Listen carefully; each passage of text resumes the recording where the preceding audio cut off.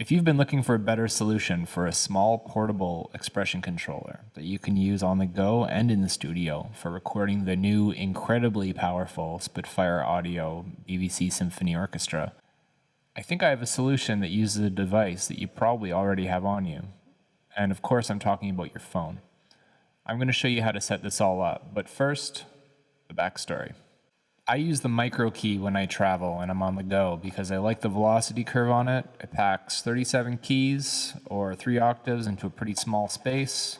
I can work in the back of a van or a plane or in a small space in a coffee shop. The problem is, it only has the standard single mod wheel and pitch bend. And most of us know that for orchestral sample expression control, you should have at least 2 assignable controls to expression and dynamics. So here's my solution to this problem. I'll explain how you can easily set this up for yourself, but first I'll show you how it works.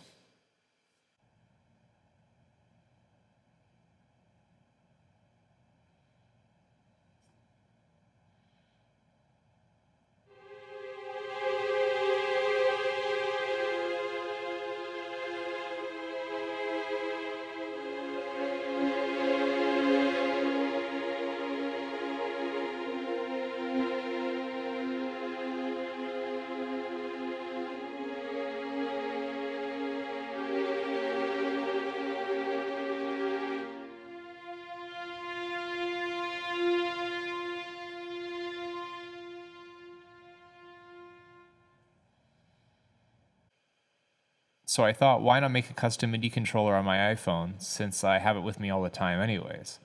I can make it tailor-made and ergonomic for my own hand. And while I'm at it, why not control some other parameters of the plugin as well, like key switches, and maybe an extra expression control. So I added a third expression control since your fingers are kind of resting there anyways. You may as well put them to work. I'll go into a bit more detail later on how I set that up. So the app I'm using on iPhone is called touchOSC.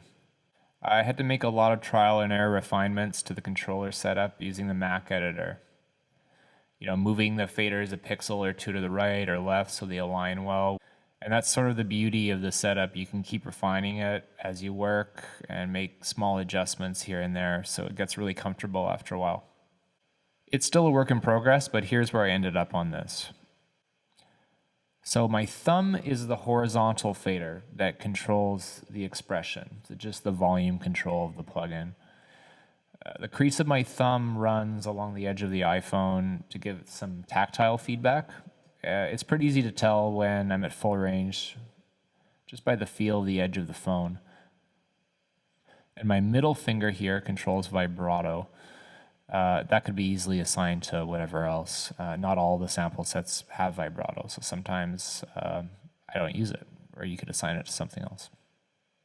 My fourth finger rests on the top edge of the phone here, and I can reach down to push 3 buttons I've assigned to my favorite momentary latched key switches, or you could assign them to whatever different articulations you want, really.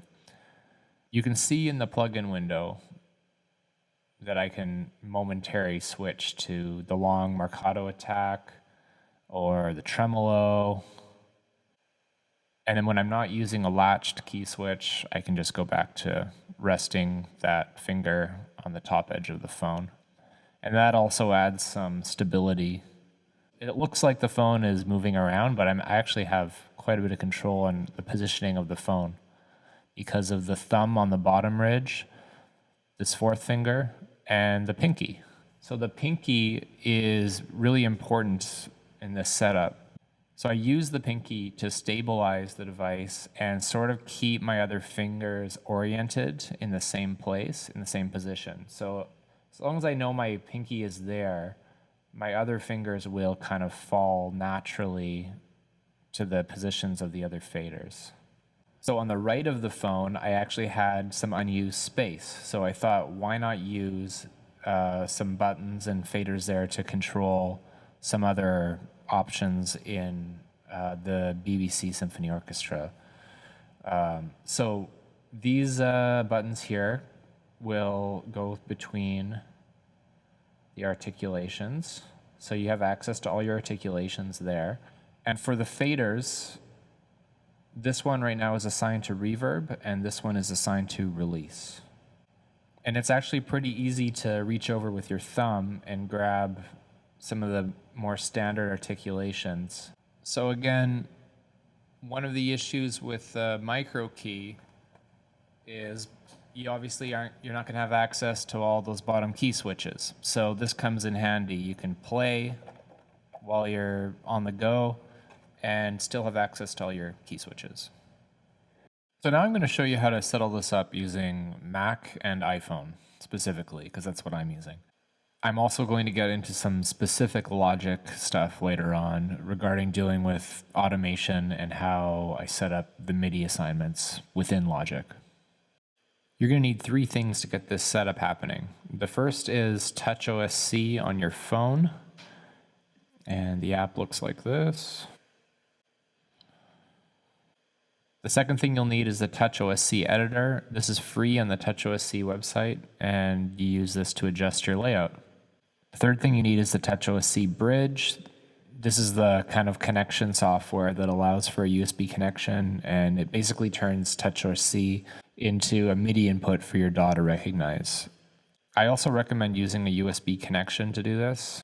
You can connect wirelessly too, but I'd rather have things connect quickly and reliably every time, no matter where I am. Also keep in mind, I'm going to put all the links for downloads in the description, and there's also a time code down there so you can jump straight to the topics if this is getting too long-winded for you. So here's my preset in the touchOSC editor. You can make a fader by right-clicking in this area and selecting fader, V or H, depending on what direction you want it to go. Or you can make a button by right-clicking and using push button. All these things can be resized like this very easily. So I'm using MIDI control change or MIDI CC messages for all the faders and MIDI note messages for all the buttons. Here's where you set the MIDI control change messages in the faders. So select the fader, make sure your MIDI tab is selected here. Then you click value and make sure that this checkbox is checked. It isn't checked by default. Then obviously we want a control change message, a CC message. And here's where you find the MIDI control change messages in the faders. Select the fader, make sure your MIDI tab here is selected. We want to change a value and make sure this is checked. It's not checked by default. Down here, select control change. And here's how we send a MIDI note value. So select the button, make sure MIDI is selected again. Value, this checkbox has to be enabled. Go to note, and then you select the appropriate note. So those notes should match whatever articulation you want in BBC SO. So as you're selecting them here, you can see over here, that's what the note is, D sharp -1, D -1, C sharp -1. So way below the regular piano range down here. Just make sure whatever button you want is matching with the appropriate note value, and this is where you find them. So keep in mind, these three, the big three on the left, I kind of have set to the most common articulations that I generally want access to, but it might be different for you, so you can set them however you want. I also like to set these three values to Latch, which is here. So if you select tremolo, which is one of my quick access buttons, I make sure that's set to Latch here. If it's set to normal, it'll just switch to tremolo when I push the button, and when I release my finger, it won't switch back to my regular articulation. So for those three buttons, I like to have them set to Latch. Then for the rest of these buttons, you change their values a little differently because they're grouped together. You go to your MIDI, and then you have to select the different values here. So value 1 is this pad, value 2 is this pad, it goes up. Value 3 is this pad, and so on. 4, 5, 6, 7, and so on. And then you select the note value, make sure it's set to note, and then you put the note value in there. Very simple. So once you've made a setup you think it's going to work for you, you can put it on your phone by either syncing it wirelessly or by dragging the file onto the phone manually via iTunes. The sync works like this. You click this sync button here in the editor. Then it tells you to make sure your device is connected to the same Wi-Fi network. And it tells you to open touchOSC and navigate to Layout, Add. So we'll do that here. Layout, Add. And then you select your Mac. For some reason with me, wireless sync only worked a couple of times and it just hasn't worked since. So I'll show you the other method, which should work all the time, no matter what, which is to manually drag the files through iTunes. Open up iTunes and select your phone. It's here. This is my phone. What you want to do is go down to File Sharing and select touchOSC. Now navigate to wherever you saved your touchOSC layout. In my case, I put it in Documents. This is just a test one, so I don't overwrite my actual layout. And once you drag it on there, it's already put it on your phone. You don't have to hit done or anything, and you probably want to keep this window open because you're going to make a few refinements as you go. One thing to keep in mind is that this hasn't been updated yet. You have to refresh the layout on your phone. So make sure you go back out, select Layout, and then reselect the layout.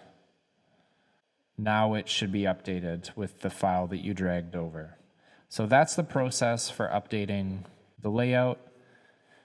I think I did this like 20 or 30 times to get the positioning just right for my hand.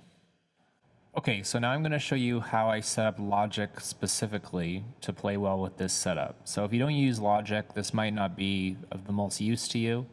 In Logic, automation can be written to the region or the track, or both at the same time. This can lead to problems. For example, if mod wheel data is being written directly to the region as Midi, and the same mod wheel assigned parameter in the plugin is being adjusted by track automation, the two will fight each other at the same time because the Midi information coming from the region and the track automation that's directly adjusting the knob within the software instrument are fighting with each other, and it creates a super jumpy fader. It's not a good sound. So I actually have the BBC Symphony Orchestra set up to ignore all MIDI control change messages. I do that by opening up the plugin, and when you right click on the fader, if it's something that's assigned, let's find something that's assigned. So this one's assigned. I would just select remove CC number here. Now this isn't going to be taking in any kind of MIDI CC change. Before it was going to take in CC number 25. So if you had any fader or knob on a keyboard set to number 25, then this fader would move, but now it's not going to receive any MIDI. So now what you're probably asking is, well, if you've unassigned all the MIDI CCs in BBC Symphony Orchestra, how is it being automated? And the answer for me is by using the smart controls. So even though BBC Symphony Orchestra isn't receiving any traditional MIDI control change messages, it can still receive parameter changes through Logic by using Logic's built-in track automation. So if you look at your track in Logic, you can actually go back and forth between region automation and track automation. And you can cycle through the various automations by using Command Y.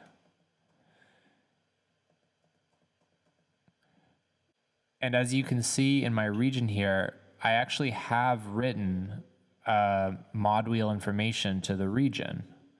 But this information won't be received by BBC SO because if you remember, we went in and we right-clicked on the faders and we disabled them from receiving traditional MIDI from the region. So back to the question, how do we get these faders on our device to control BBC SO? By using Smart Control. So hit B in Logic, and that'll open up your Smart Controls. So there are your Smart Controls. Now, if this seems like it's a lot of work, don't worry, you're only gonna have to do it once, and then we're gonna save the channel strip. So all this is saved. So you don't have to do this every time you open a new instrument. You use this channel strip as a preset, and then select a new instrument within BBC SO and save that. So you're not gonna have to redo all this mapping every time. But here's how you do the mapping. So when you look at these smart controls here, you're gonna see that these knobs are already automatically assigned. They're sort of hardwired to the parameters inside the plugin. So all we have to do is assign these touchOSC faders to control these smart parameters. Let's set expression to the thumb, select expression, hit learn, and now you move the parameter. There, so that's assigned now. You can see it's moving the smart control as well as the actual software instrument. Now remember, this is not receiving MIDI information. So because we disabled that, this is all coming through the smart controls. And I'm going to show you in a minute why this is so useful to do this through smart controls and use Logic's automation instead of using the automation coming from your region directly to the plugin. So let's do the other faders. Let's select Dynamics. We make sure Learn is selected, and we just move the fader we want it. There you go. Do the same with, say, Reverb, which I like to put here. And it's not selected in the app, but you can select Reverb there, and you'll see it's moving. Release I have on this top one. Vibrato is the middle finger here for me. Make sure you disable Learn. Otherwise, the next fader you move will also get assigned to this vibrato. So always make sure you disable Learn. Okay, so now all of our controls are assigned, and we can now save our channel strip. So that's going to save all of this mapping so we don't have to do it again in the future. We only have to do it this one time. Select your channel, click this top channel strip setting. So I would suggest from now on, anytime you open a BBC SO instrument into your project, I would open it from the channel strip settings, which is going to save all of your MIDI mappings that you previously did.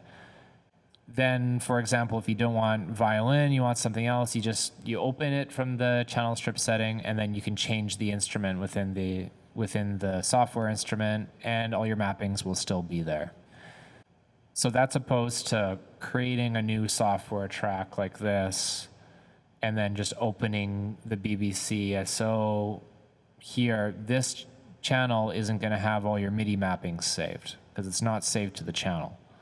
This one will. So open it from here, change the instrument, and then resave the channel strip as the new instrument.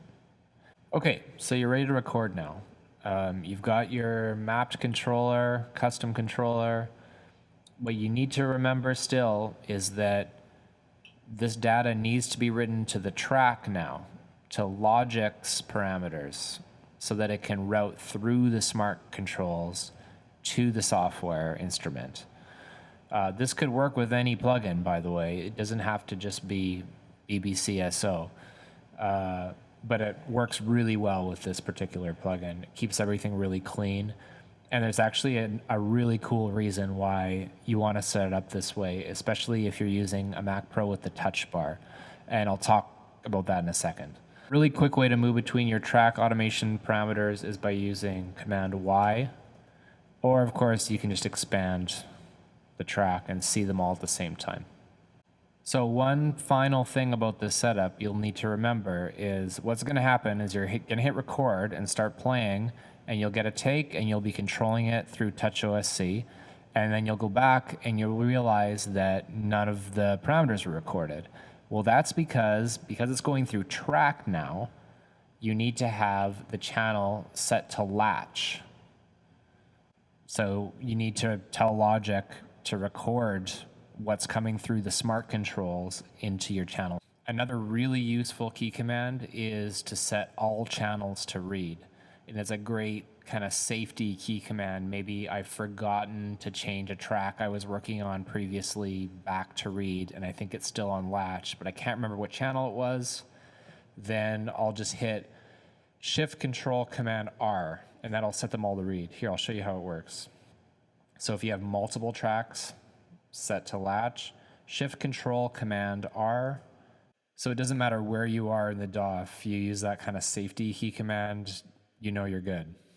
So just to recap, Control Command A for switching the track you currently have selected back and forth between latch and read, and Shift Control Command R for read changes all your channels back to read. So nothing's going to get written over. So now I'm going to show you that extra bonus that I was telling you about. Now that you have your automation set through your smart controls, you might actually start using your touch bar on your MacBook Pro for the first time. Because check this out. On your touch bar, if you select the knob button here, these are your smart controls. Logic is set up so that these directly correspond to your smart control. So you'll see expression, dynamic, reverb, release. So what happens is now when you hit play, you're actually going to get visual feedback on all of your parameters changing. So as this changes, you'll see the vibrato moving there.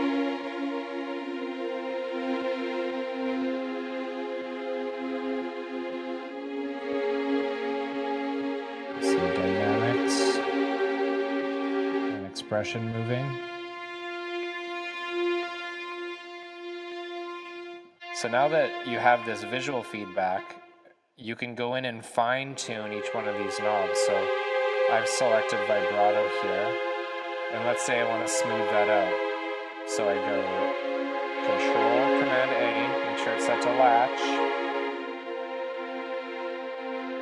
hit vibrato, and maybe I grab it, and I'm making a small adjustment. Now that's printing. If I let it go, it'll go back to where it was before. So that's a really cool way to smooth out automation afterwards and kind of see a really nice overview of all your parameters at one time.